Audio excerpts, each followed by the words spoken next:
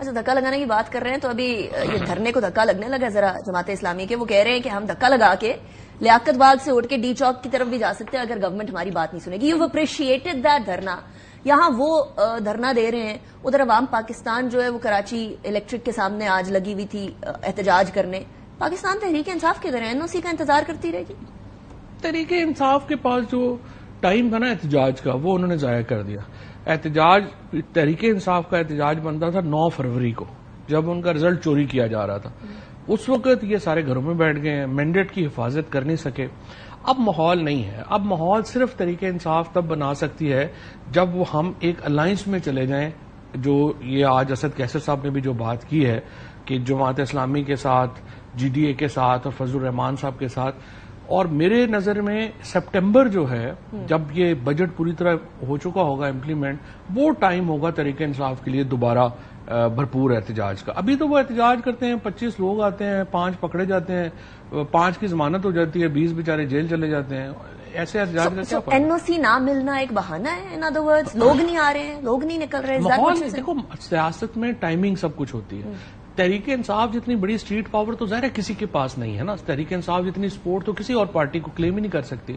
لیکن لوگ پنجاب میں ایکچولی لوگ جو ہیں وہ نکلیں گے تو افیکٹ ہوگا, کراچی میں لوگ نکلیں گے تو افیکٹ ہوگا. یہ لوگ تب نکلیں گے جب ٹائمنگ آپ کی میچ کرے. اسٹریٹ پاور اور ووٹ بینک کے اندر بڑا فرق ہوتا تھا.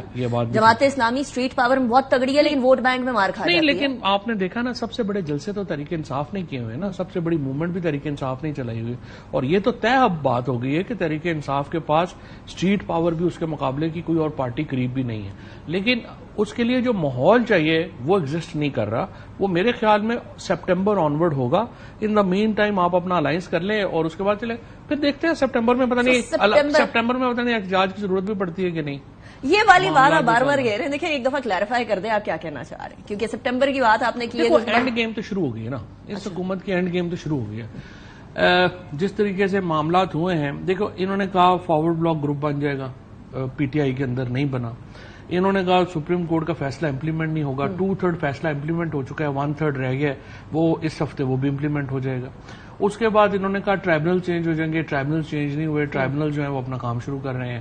سو اس وقت سچویشن یہ ہے کہ حکومت نے جو پروڈکشنز کی تھی, جو ایفرٹس کی تھی وہ ناکام ہوئی ہیں. اب آخری ایفرٹ آ کے یہاں پہ رہ گئی ہے کہ ہم کانسٹیٹیوشنل امینڈمنٹ لگا کے فائز عیسیٰ صاحب کو ایکسٹینشن دے دیں. 30 جولائی کو بلا لیا ہے نا اجلاس بھی صدر صاحب نے. سو ایم شاید اس طرف ہو کہ جو عدالت کی طرف سے فیصلے آ رہے ہیں. ووٹ نہیں ہے نا, ووٹ نہیں ہے وہ تو کچھ نہیں کر سکتے. اگر آپ نے ویسے جا کے عدالت کو مطلب اپنا سر ٹکرانا ہے تو وہ ٹکرا لیں. سو اینڈ گیم کے اندر عدلیہ ایک اہم کردار ادا کرے گی. عدلیہ نے کر دیا کردار, اب اس سے زیادہ عدلیہ کیا کرے, کیونکہ ابھی بھی امید لگائے بیٹھے ہیں فارم 45-47 والے معاملے کے اوپر. اسد کیسر صاحب ہمسیلف سیئنگ ٹرائبونلز ہو گئے نا. دیکھو نا عدلیہ سے آپ عدلیہ سے کیا چاہتے ہیں؟ آپ عدلیہ سے چاہتے ہیں صرف ہمارے فیصلے وہ ججز لگا دیں جو فون کے اوپر ڈھیر نہ ہوں, جن کے اور انٹرسٹ نہ ہوں, تگڑے ججز ہوں, وہ قانون کے مطابق فیصلہ کر دیں. اس سے زیادہ آپ کی عدلیہ سے کوئی ڈیمانڈ ہے ہی نہیں ہے. تو آپ جب میرٹ کے اوپر اتنے تگڑے ہیں, آپ چاہتے ہیں صرف ججز تگڑے ہوں اور اپنے انصاف کے مطابق فیصلہ کریں. ہر ایک کو پتہ ہے نا فارم 45-47 میں کیا ہوا. تو وہ تو جب طارق جہانگیری صاحب نے کھولا ہے, آپ نے دیکھا نا اسلام آباد کے تینوں نون کے جو کینڈیڈیٹس ہیں کیسے جوتے چھوڑ کے بھاگے ہیں. تو جب یہ حالات ہیں تو آپ نے تو صرف میرٹ پہ فیصلے ہی لینے ہیں. کیونکہ PTI اور پھر دوسرا آخری ایک بات دیکھیں, دوسرا یہ ہے کہ دیکھیں آپ نے معیشت کو مینج کرنا تھا نا. آپ نے کہا کہ عمران خان سے عرب اتنے نفرت کرتے ہیں, اربوں روپے کا ڈالر کا ڈھیر لگ جائے گا, وہ فارغ ہو گئے. پھر آپ نے کہا کہ چین عمران خان کے بڑا خلاف ہے, وہ ہمیں پیسے دے دے گا, وہ آج آپ نے سن لیا فائنانس منسٹر کو. پھر آپ نے کہا ویسٹ اتنا خلاف ہے, وہ پیسے دے دے گا. دیکھیں آپ کو 8-10 ارب ڈالر ہارڈ کیش چاہیے اگر آپ نے یہ ملک جو ہے ابھی چلانا ہے. اور وہ لوگ سارے کہہ رہے ہیں جی کہ آپ پہلے پولیٹیکل انسٹیبلٹی لے کے آئیں, سیاسی استحکام لے کے آئیں, پھر اس طرف آئیں. اب وہ عمران خان کے بغیر نہیں آ سکتا. تو آپ نے ملک چلانا ہے اور ملک عمران خان کی انکلوژن. لیکن اگر پاکستان تحریک انصاف کی گورنمنٹ ہوتی آج اور یہ سارے فیصلے لینے پڑ رہے ہوتے جس کے اندر سے IPPs والا ایشو ہوتا, یہ سولوشن ہو سکتا تھا. آپ کو لگتا ہے کہ اس پوائنٹ تک پہنچنا لازم و ملزوم تھا, اس کا کوئی سدباب نہیں تھا, یا دس کوڈ بین ڈفرنٹ؟ نہیں کہا, ہم تو نکل آئے تھے ساری سچویشن سے. آپ کو یاد ہے کووڈ کے اندر ہماری بیسٹ پرفارمنگ پاکستان نے بھی کہا تھا کہ آپ ڈال کے گئے ہیں اس کے بعد گورنمنٹ کے لیے, پچھلی گورنمنٹ. نہیں وہ تو ایسی نہیں, وہ کہہ رہے تھے کہ آپ نے تیل کی قیمتیں کم کی اور اس کی وجہ سے ہماری پرابلم آ گئی. لیکن دیکھو ہم نے تیل کی قیمتیں اس لیے کم کی کہ ہماری پریزیڈنٹ پوٹن سے پوری بات ہو گئی تھی کہ وہ ہمیں آئل دے رہے تھے. حماد اظہر کی ساری ان کے انرجی منسٹر کے ساتھ ڈیل ہو گئی ہوئی تھی. وہ جب آپ نے ہماری حکومت توڑی تو وہ ساری چیزیں وہ ختم ہو گئی. گورنمنٹ کے پاس آئی پی پیز والا میٹر تو اب kind of it has over فلون from the برم ایز ویل, رائٹ؟ اکانومی بھی فی الحال شیمبلز میں ہی چل رہی ہے, چاہے جتنی مرضی بھی کوشش کر رہے ہو. آپ کو لگتا ہے کہ اگلے 5-6 مہینوں کے اندر گورنمنٹ کچھ حل نکال سکے گی ود آل دیز ایشوز؟ دیکھو نا, 5-6 مہینے تو آپ کے پاس ہے نہیں نا. آپ کو 3 مہینے میں $10 ارب لینے ہیں یہ سال گزارنے کے لیے, وہ آتے نظر نہیں آ رہے.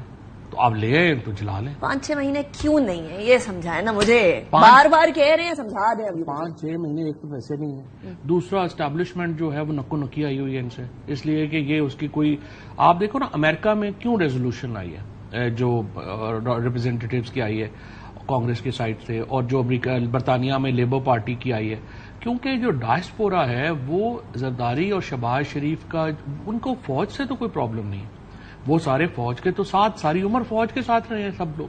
ان کو پرابلم ہے کہ جب آپ نے زرداری اور شہباز شریف کو سامنے بٹھا دیا, وہ پاکستانی آف ہو گئے ہیں.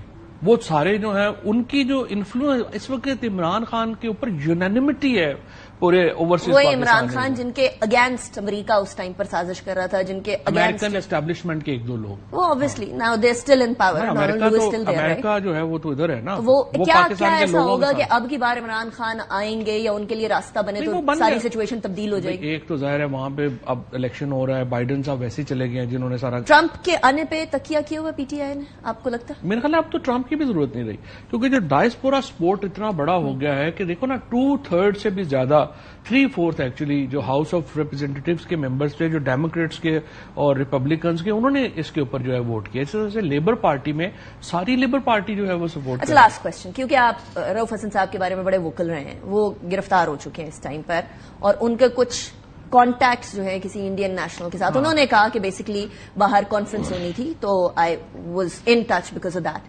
What do you say about this? دیکھیں رؤف حسن صاحب سے بالکل صحیح ہے کہ کوئی میری ان کے بڑے پرابلم ہے, اختلاف ہے مجھے ان کی باتوں پہ, بٹ فار گاڈ سیک یار, وہ کوئی غدار تھوڑی ہے یا وہ کوئی ڈیجیٹل موومنٹ چلانے والا بندہ تھوڑا ہی ہے.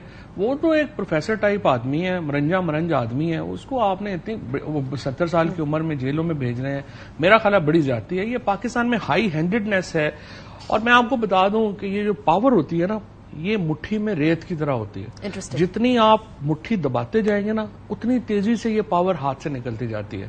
سو آپ کو حکومت کو اپنی اختیار نہیں بڑھانا ہوتا, حکومت کو اپنا اقبال بڑھانا ہوتا ہے.